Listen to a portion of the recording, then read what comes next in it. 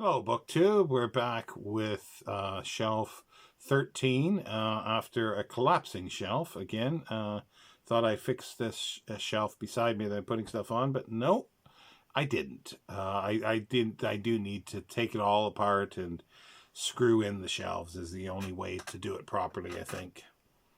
But anyhow, let's continue on with day 13, shelf 13. My 28 days of science fiction. Well, as we saw in the last video, or the last two videos, that there's horror in here as well, horror film material. Now this will encompass the last of the horror sort of film books, or at least I think the last of the four horror film books. There might be a few more sort of lurking in various places. But then we go into back to sort of science fiction, but slash horror as well. Depends who you talk to. Frankenstein. I've been collecting material about Mary Shelley's Frankenstein for a number of years, and peripheral material as well. And we'll see some of that here. It's not everything that I have, and I also have a lot of Dracula material as well. There's a bit of Dracula related material, but only as it relates to films at the moment. Yeah, so okay, let's start. We continue on with the sort of, guides, I suppose, like the last ones, the Universal and so forth. This is Scream. Or Silver Scream, 40 Classic Horror Movies, Volume 1, 1920 to 1941, by Stephen Warren Hill. It's by Telos Publications, or is it Press? Let's see here. Telos Publishing, I think it is, yeah. And, well, it's, as I say, it's very much on the same lines as the other ones, but it covers a lot more material. As I say, 40 films in this book. It's nicely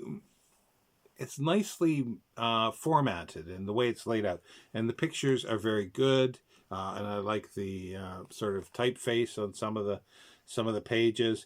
It basically has specific sections to it.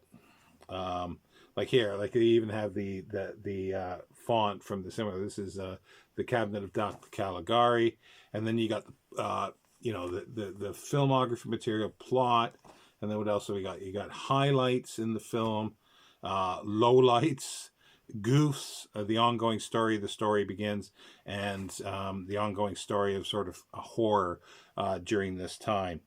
And then he talks about versions, if for DVD and so forth. Did I say when this was published? 2008. And then they go into trivia about the film, the cast, and little biographical sketches of cast members, the crew, and so forth. And then he just sort of continues on, film by film. It's very brief, but it is fun. It's a quick reference to pick up. And there are other volumes to this, but I don't know if they're still in print anymore. I got this really cheap, probably 10 or 15 years ago. Well, 10 years ago at least. And I was a bit disappointed with it at the time because it was so brief, but I've come around to it and thinking that it is actually a very quick reference to pick up. Now we move to a more general sort of horror type book, Projected Fears, Horror Films in American Culture. And there's Bela on the screen with an audience in front. Now this is published by Prager, 2005, written by Kendall R. Phillips. It's interesting, but it comes up too new for me, like too much new material. Like he discusses Dracula thing from another world again. It's the kind of thing where, well, Thing from Another World isn't quite horror, but I suppose it's cosmic horror, possibly more science fiction. And then we've got Psycho, Night of the Living Dead, and then he goes up to The Exorcist, Texas Chainsaw Massacre, Halloween, Silence of the Lambs, Scream, and Sixth Sense. Like, they're other than Halloween or the Texas Chainsaw Massacre, I don't think much of these films. I've actually not seen The Sixth Sense, but yeah, it's a book that looks interesting. Again, I haven't read it, so I don't know to the extent that it's how good it is, if at all. Another one that I haven't read, but I picked up probably about 3 or 4 years ago, and I do want to read. I was going to read this along with the biography of Bram Stoker last year during Vampirille and Maypire, but I sort of got derailed with that last year. And this one is The Count, The Life and Films of Bela Dracula Lugosi. An older one, but there we go. There's got the author, and then Bela creeping up behind him, Arthur Lenning. And this was published by G.P. Putnam and Sons in 1974. And there's a lot of biographies of Bela. But this one, I believe he actually knew. It says the definitive biography. I believe he actually knew him to a certain extent, I believe. But yeah, I'm looking forward to reading that.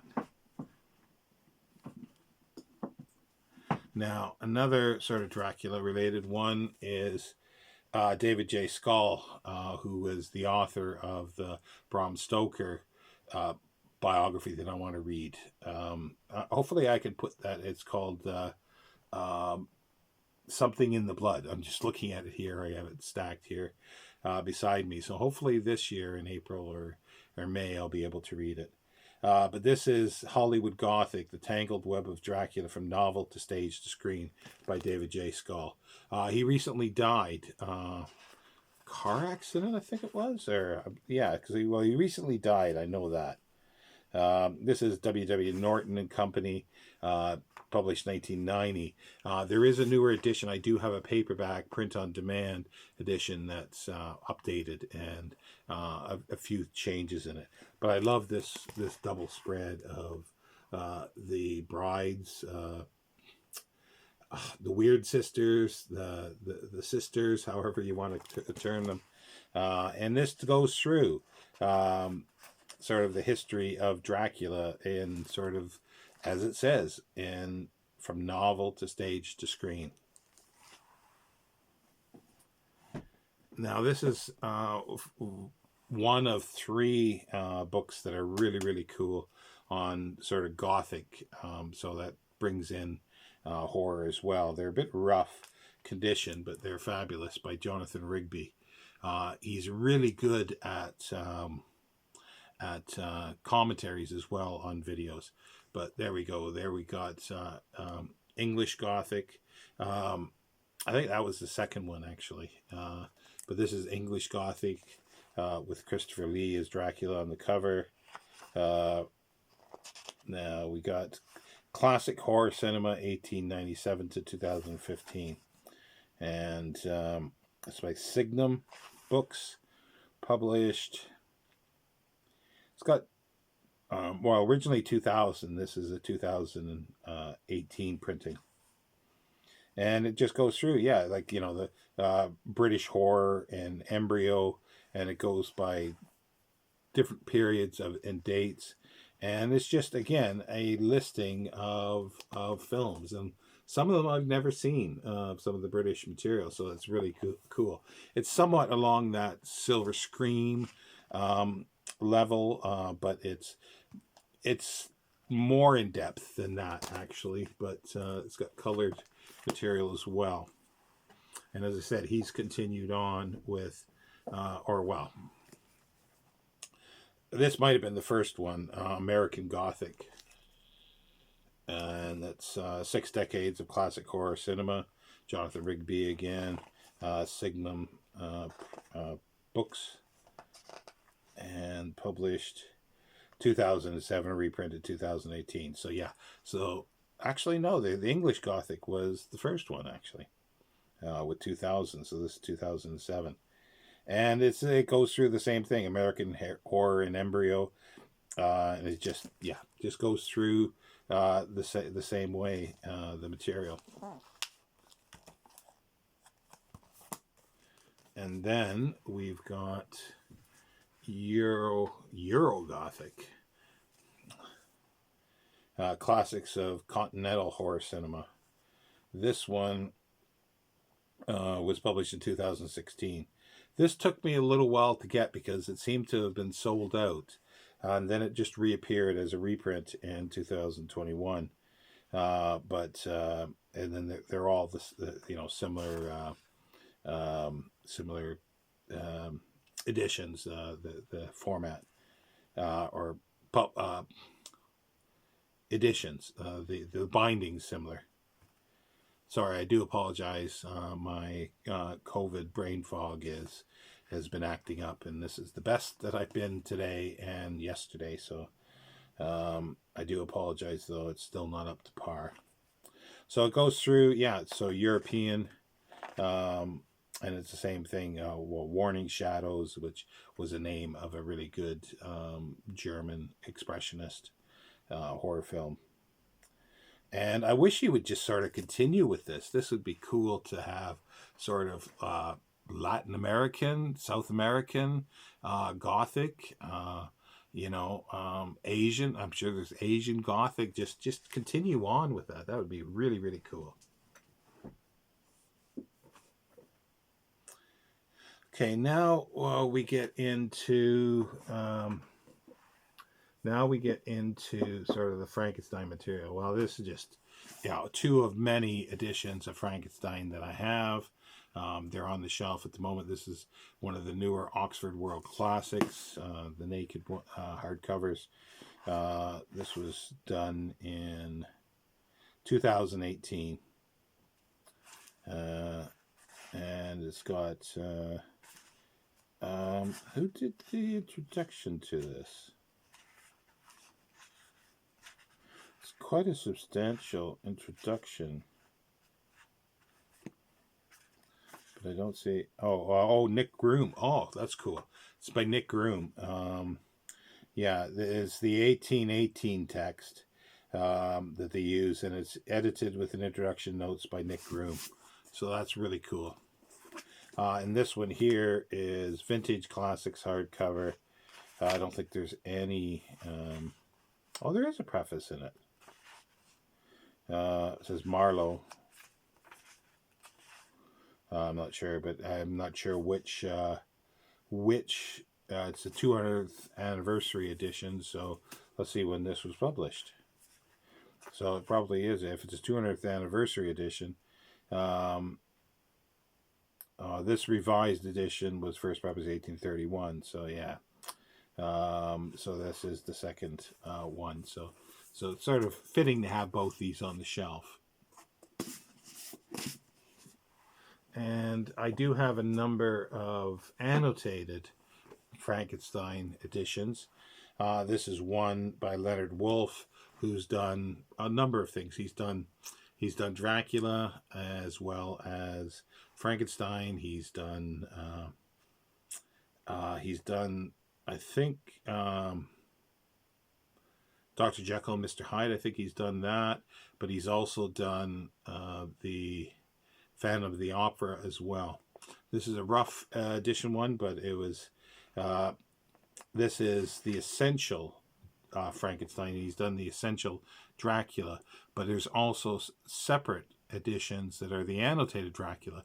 I'm not quite sure the difference in these yet, because this was just recently given to me about a year ago. Less than a year ago, actually. Yeah, 8 months ago or so. So I haven't had a chance to compare the two. Sorry, to give the biography. It's the Byron Priest book, a Plume book. Illustrations by Christopher Bing. It says, including the complete novel by Mary Shelley, written and edited by Leonard Wolf.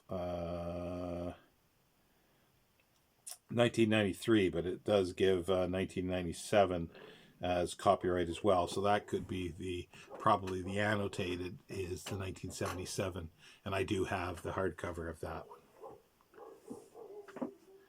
Now we've got some critical material here. Continuum. I think they've long lost their dust jackets. They would have been originally. It's Continuum character studies, and there's a number of these here. A variety of them, but this is David Higgins, and it's Walton the Explorer, Frankenstein the Scientist, Constructing Self, the Creature's Narrative, and it's very very slim. It's less than 100 pages. As I said, it was Continuum, but it was published in 2008. David Higgins. And here's another one. This is Continuum as well. And it is Shelley's Frankenstein, Graham Allen, published 2008 as well. It's got context, language, form, and style, reading Frankenstein, critical reception, composition, and publishing history, adaptation, interpretation, and influence, and then further reading. Again, this is kind of cool. It's got a really, well, actually quite substantial for the size of it, further reading bibliography, and it's just over 100 pages. So when I get around to doing Frankenstein and my that's what a lot of this is this stuff, because I've not read most of this material because I've not done my sort of bigger, deeper reading into Frankenstein, which I hope to at some point. This I'd learned of by another booktuber who I can't remember who it was at the time. Monstrous Progeny, A History of the Frankenstein Narratives by Lester D. Friedman and Alison B. Cavey. This looked really, really good, so I found a really cheap copy of it.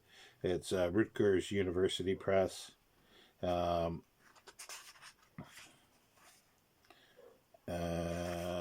Published 2016. And Frankenstein's Intellectual History, An Instrument of Life, Frankenstein's Medical History, a more horrid contrast from the page to the stage. It's Still Alive, the Universal and Hammer movie cycles, Mary Shelley's Stepchildren, Transitions, Translations, and Transformations. 50 Ways to Leave Your Monster. It just looks really, really cool.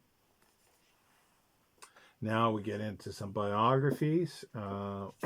This one's specifically Mary Shelley by Miranda Seymour. Again, not read any of these. Miranda Seymour, John Murray, 2000. And it's quite substantial. It's over 600 pages.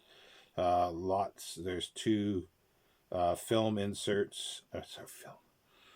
Picture inserts. Mostly some photos, but a lot of reproduction of paintings and other artwork, and some of the manuscript by the looks of it. But yeah, and this was published, as I say, in 2000 by John Murray. Now we get to Mary Wollstonecraft, her mother, a biography. Why not? It fits in with this material. This was published by Little Brown in 2005. And the same author, Lyndall Gordon, has written a biography of T.S. Eliot, Virginia Woolf, Charlotte Bronte, Henry James, at least at the date this was published. Again, it's fairly substantial, and it will give some pretty good background, I hope, to sort of the legacy and of Mary Shelley. And I'd love to get one of Godwin, her father, as well. That would be really good, because that would really give a good overview of probably her education and things, or lectures that she had been to, and guests at the house. Romantic Outlaws, The Extraordinary Lives of Mary Wollstonecraft and Her Daughter Mary Shelley by Charlotte Gordon. This is it's a dual biography. It says the groundbreaking dual biography brings to life pioneering English feminist and the daughter she never knew. This is published 2015 by Random House. And a series. I've got a few of these, but they're usually really expensive. But I was able to pick up these, I think, as remainders or for next to nothing. I've got a few of these. Mary Shelley Chronology by Martin Garrett. It's author chronologies, which are really cool. It's exactly what it says. This is Palgrave, published in 2002, and it's literally it goes almost day by day, or it does almost go by day, what was happening in that person's life. So just to quickly check something, it's really, really cool. It's short, but hey, it's not a biography in any shape or form. Now, about sort of the resurrectionist men and sort of experiments, scientific experiments of the time, with Volta and so forth. This is something this looks pretty interesting. The Raising the Dead, the Men Who Created Frankenstein, Andy Dugan. This is Berlin publisher, 2008. And Let His Blood Be Shed is the Resurrection Men. And it just, and it's got a lot of reproductions of art from books of the time. And this is along similar lines. Unnatural, the Heretical Idea of Making People by Philip Ball. Sort of a history of making people, of that kind of material. This is The Bodily Head, 2011. And it goes through, it just, I remember reading the outline of it, and it sounded, again, really good. Sort of literally a history of people trying to do this and discussing, the cultural context of everything. Now, again, this comes into a bit of peripheral material about Mary Shelley, but this is The Year Without Summer, 1816, The Volcano That Darkened the World and Changed History by William K. Kingeman and Nicholas P. Kingeman. Now, this is like the summer, the Year Without Summer. This is the time that Mary Shelley went to Geneva with Percy Bysshe Shelley, her sister Claire Claremont. There was John Polidori there with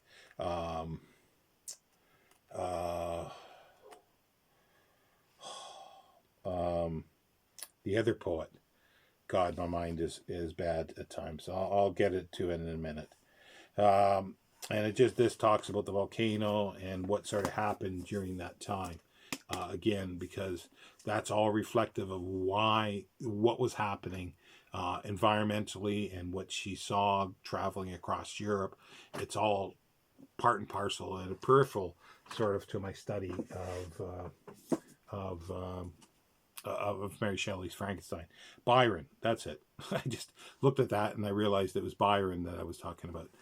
This is The Romantic Poets, Critics, and Other Madmen by Charles Rosen. It's going to be talking a little more even outside of that period, but it's Harvard University Press, 1998.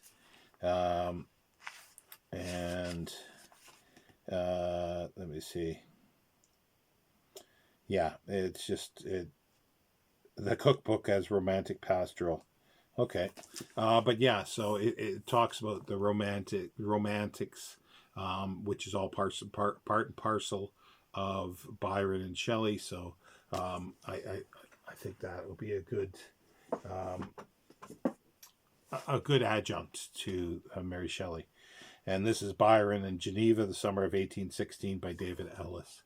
So this gets right to the heart of the summer where Frankenstein sort of was born, and the Vampire by John Polidori. This is Liverpool University Press. It's not one of the text series. And this was published 2011. Heading for Geneva, the Shelley Party on the road, first meetings, Diodati, Frightening Tales, A Narrow Escape, and so forth. And I have other books that are sort of on this material as well. I just remembered another one that's sort of history of horror, which I don't know where it is. That might be downstairs and to stay downstairs by Christopher Frayling. Let's see here. Another Byron and the Shelleys, The Story of a Friendship by Jane Bloomberg. Just again, when I saw material that seemed kind of interesting. This is Juliet Gardner book, Collins and Brown, 1992. And it's exactly what it says on the tin by the looks of it. But again, I have this stuff I haven't read. Now, the last one on the shelf, but as I say, this is not everything. This is sort of, again, sort of historical background by Paul Johnson, The Birth of the Modern World Society, 1815 to 1830. And it's a honkin' sort of history, published by Weidenfeld and Nicholson, 1991. It is over 1,000 pages long. I have read most of this. I started reading this many, many years ago when I was back in Canada. I liked it. It's very general. He makes a lot of sort of generalizations. I know it's a bit controversial with many people. Some people don't like it because it is very popularized and generalized in his conclusions. But it's got a fabulous cover. It's Friedrich Caspar or something. What's his name? Will it actually show here? No, I don't see it. Oh, there it is. Yeah. It's The Wanderer Above the Sea of Fog, Caspar David Friedrich. But I enjoyed reading it, so I had a chance to pick it up again about 10 years ago, and I did. Again, I have not read it or reread it, and it's on the shelf with my Shelley material and Frankenstein material to look at. Anyway, thank you very much. This is, as I say, Shelf 13, and we will continue on. We're back to nonfiction indexes mostly, I believe, on the bottom shelf, large books. Thank you, BookTube.